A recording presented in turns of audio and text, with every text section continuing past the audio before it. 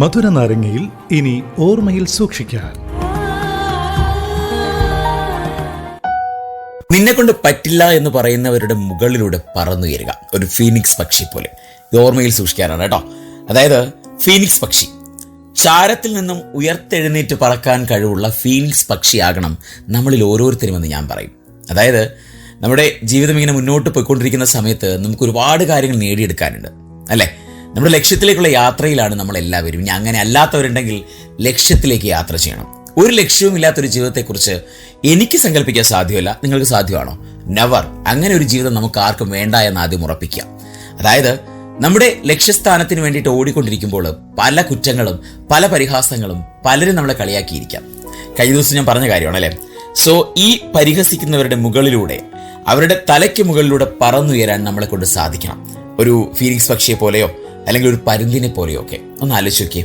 Phoenix പക്ഷി എന്ന് പറയുന്നത് ചാരത്തിൽ നിന്നും ഉയർത്തെഴുന്നേറ്റ് പറക്കുന്ന പക്ഷിയാണ്. നമ്മളും അതുപോലെ ആകണ്ടേ. അതായത് നമ്മുടെ ഈ മുന്നോട്ടുള്ള യാത്രയിൽ അല്ലെങ്കിൽ നമ്മുടെ ജീവിതം മുന്നേക്ക് പോകുമ്പോൾ പലയിടത്തും നമ്മൾ തട്ടിത്തടഞ്ഞ് വീഴാം.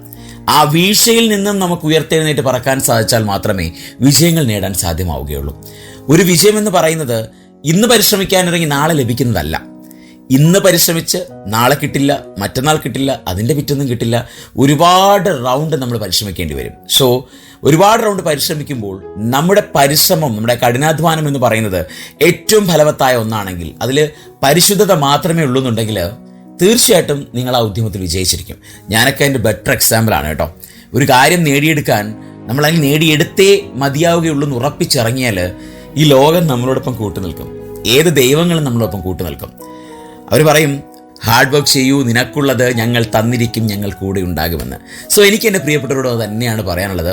നമ്മുടെ യാത്രാവേളയിൽ അല്ലെങ്കിൽ നമ്മുടെ ലക്ഷ്യത്തിലേക്കുള്ള യാത്രയിൽ നമ്മളെ കൊണ്ട് പറ്റില്ല എന്ന് പറഞ്ഞ് കളിയാക്കുന്നവരുടെ മുകളിലൂടെ നമ്മൾ പറന്നുയരണം. കാണിച്ചു കൊടുക്കണം, ആര് പറഞ്ഞിടേ എനിക്ക് പറ്റില്ല എന്ന്. എനിക്ക് പറ്റും, എനിക്കല്ലേ പിന്നെ ആർക്ക് പറ്റാൻ എന്ന ചോദ്യം ഉന്നയിച്ചുകൊണ്ട് അവരുടെ മുകളിലേക്ക് പറന്നുയരുക എന്നതാണ് ഇന്ന് എനിക്ക് എൻ്റെ പ്രിയപ്പെട്ടവരെ ഓർമ്മിപ്പിക്കാനുള്ളത്. സോ ഇന്നത്തെ മധുര നാരങ്ങയുടെ അവസാനിക്കുന്നു. മറ്റു മനോഹരമായിട്ടുള്ള എപ്പിസോഡുമായി വീണ്ടും കേട്ടുമുട്ടും. അതുവരേക്കും എല്ലാ പ്രിയപ്പെട്ടവർക്കും ശുഭരാത്രിയും സുഖനിദ്രയും നേർന്നുകൊണ്ട് തൽക്കാലം signing off. It's me RJ Arun from radio live. ഇത് ഫ്രഷ്നെസ് ഇൻ വേറെ ലെവൽ.